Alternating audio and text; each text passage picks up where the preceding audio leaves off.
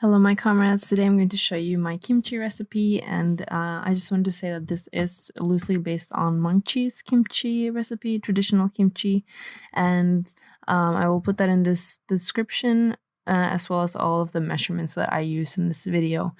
So let's just get into it. One of the most important ingredients when fermenting anything really is salt. So of course we need that. I also have fish sauce here. I'm using a Thai fish sauce, but you can use whatever you have.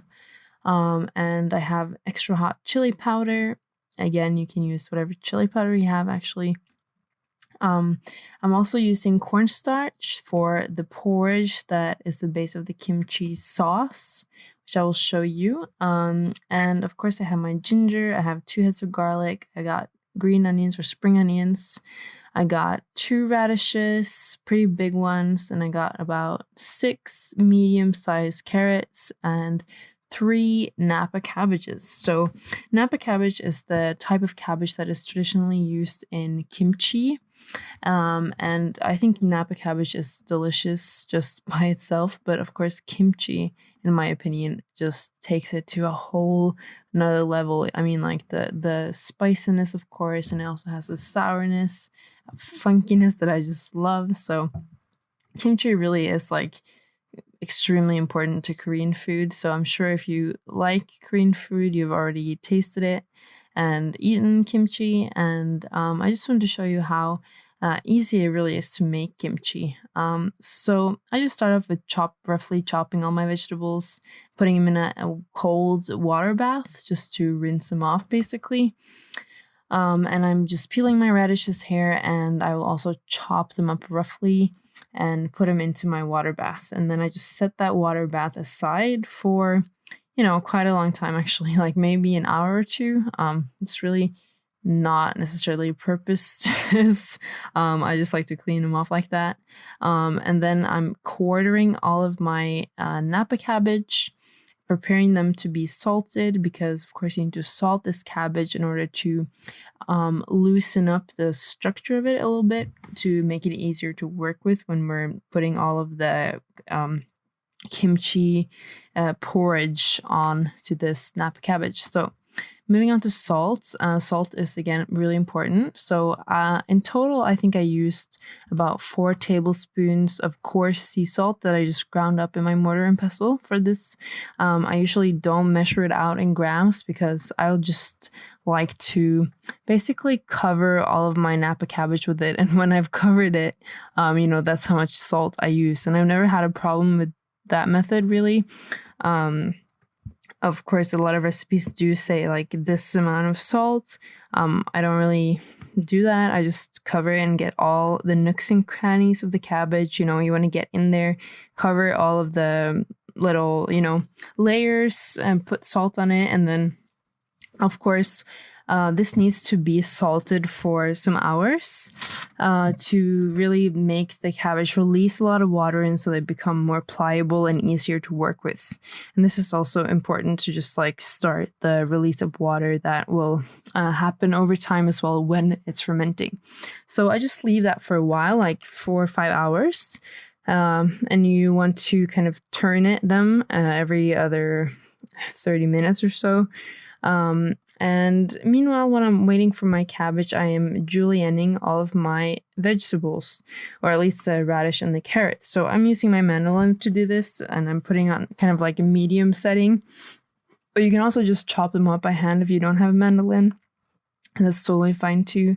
And this really don't have to be perfect, just kind of chop them up roughly if you don't have a mandolin, and that will be fine. Chopping up my green onions here, spring onions, and I also mandolin my carrots into sticks. You don't have to have sticks, though I do think it's the most common for traditional Korean kimchi. And again, I put a little bit of salt on this just to release some of the water from these vegetables as well, though this is not as important as the cabbage releasing water.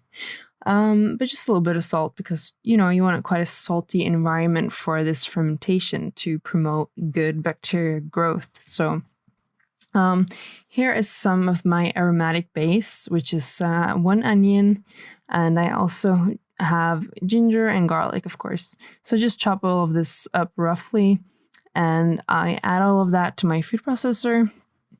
And if you don't have a food processor, no problem really. You can definitely just chop this up by hand and salt it. Again, salt is important, but the salt will also help you kind of make it more pasty. So just chopping it up finely and putting salt on it helps release all those juices from all of these aromatic vegetables. Yeah, so adding all of that to my food processor, I'm just going to blend it all up, and I will add this to my porridge. And moving on to making kimchi. So Korean kimchi often has Korean extra hot or Korean chili flakes, gojucharo. I'm sure I said that completely wrong, but I don't always find Korean hot pepper flakes in the East Asian grocery store that I go to, so I will just use whatever I have on hand. I had some habanero peppers that I dried myself a while back, so I used those, just pound them in my mortar and pestle. I'm also using just extra hot chili powder, which is my favorite kind of chili powder, and I used 1.5 cups of this. As you know, you can definitely suit yourself here. If you don't want it that spicy, you can take it down a notch. I do like my kimchi to be really spicy, so I also add extra hot pepper flakes, 1/2 cup of that. So there's a little bit more than 2 full cups of just straight up chili, either in powder form or in flake form here, which is pretty damn spicy, which is how I like my kimchi. But again, you can just adjust this to how you like. Okay, so here I'm going to make my porridge. I have 2 cups of water. Add that to a pan, and then I will add 1 heaped tablespoon of cornstarch, and I also add a tablespoon of brown sugar, and this will be kind of the base of our chili paste for the kimchi. This just kind of looks like milky texture when you just mix it all together, as you can see here. But when you let this boil on the stove for like on low heat, just simmer it for like 10 to 15 minutes, this will thicken up because of the cornstarch, and it will like turn into like this glossy kind of paste, or I don't know really how to explain it. You can see it here. And this is, you know, this is kind of the base, like I said. So here you can see that it turned translucent and it's kind of goopy, and I will add all of my chilies into here to create the chili paste. And you should do this while the porridge is still hot, so that the chilies release all the aromas and all the lovely flavors that gets kind of activated when you add heat to spices. So this is an important step as well. And I also add here my fish sauce. I add 1 cup of fish sauce, which is about like 2 deciliters of fish sauce, a little bit more than that. And just add that right in and mix it together. And I'll also add my aromatics in here, so the ginger, garlic, and onion mix into this porridge.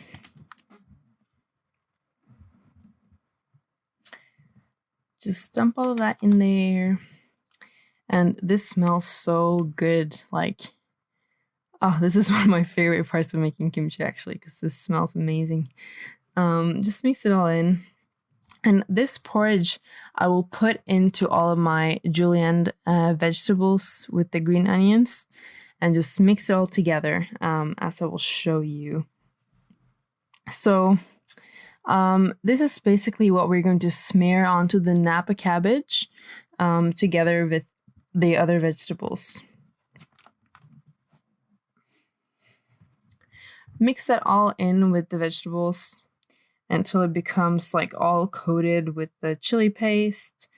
Yeah, it's really like not very hard, as you can see. You know, it does take some time because the nappa cabbage have to wilt down and everything, but yeah, I mean, it's not hard at all. So here's some jars that I'm using. I actually ended up just using 2 of these jars, but it's good to just have a few extra on hand in case you have more than you think, because once you get started, this is like a pretty messy step coming up. So you can't really, get more stuff because you're gonna get kimchi all over your house if you don't have things ready. So here we go. My nappa cabbage has been wilting for some hours and released a lot of water, and they're much more pliable than when we first started.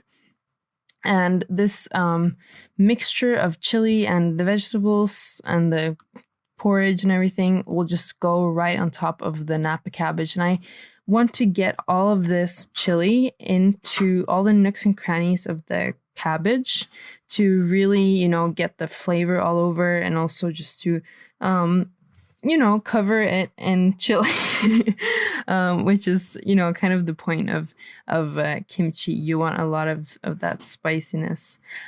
So again, you just want to do this to all of your cabbage that you have quartered. And yeah, so then when I have it all covered, I put it into, wrap it into a bowl and then put it into my jar.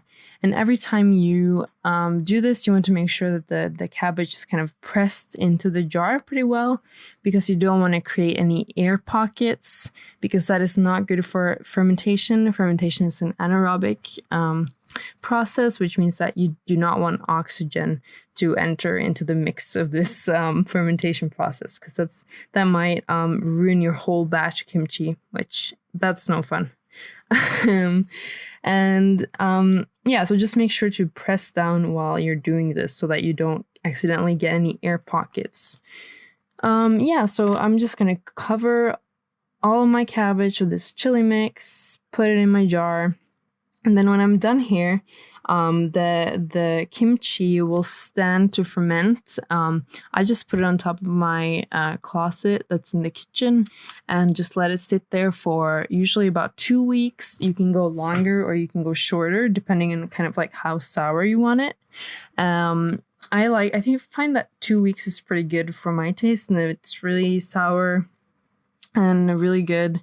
At this point, you can go longer, and of course, when you put it in the fridge, this does not stop the fermentation process. The only thing that it does is that it slows it down, so the kimchi will continue getting more sour and funky, which, that's the thing that I love about kimchi, to be honest. So this is, a lot of the work is done by this fermentation process when it comes to the flavor.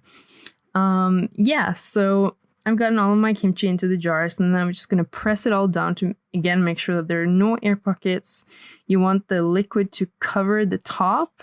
And then one of my jars has an airlock system, so I use that on one of them, but I also have one that does not have that. And what I do is put it like a Ziploc bag and put some water in it, and then put it on top of the jar and have it covered loosely with its like lock. And here's the finished product. Isn't it really beautiful? It's so gorgeously colored. Like, look at that vibrant red color. So great. So this will just go on the fermentation station for about 2 weeks until it's ready to harvest. Not harvest. But ready to eat. I haven't letting it go longer than 2 weeks, and that is also really good, but usually I can't wait for longer than 2 weeks because I want to eat it. So, you just put it into whatever container you use, and then it's ready to eat. You should really try out this recipe. If you like Korean food, you'll probably already know that kimchi is an essential part of Korean cuisine, and you can also use it for a lot of other stuff that's not like explicitly Korean. So yeah, I highly recommend that you try this. I hope you liked the video, and I hope you try the recipe. Eat kimchi. It's delicious and it's good for you. And please subscribe to my video. Thank you so much for watching.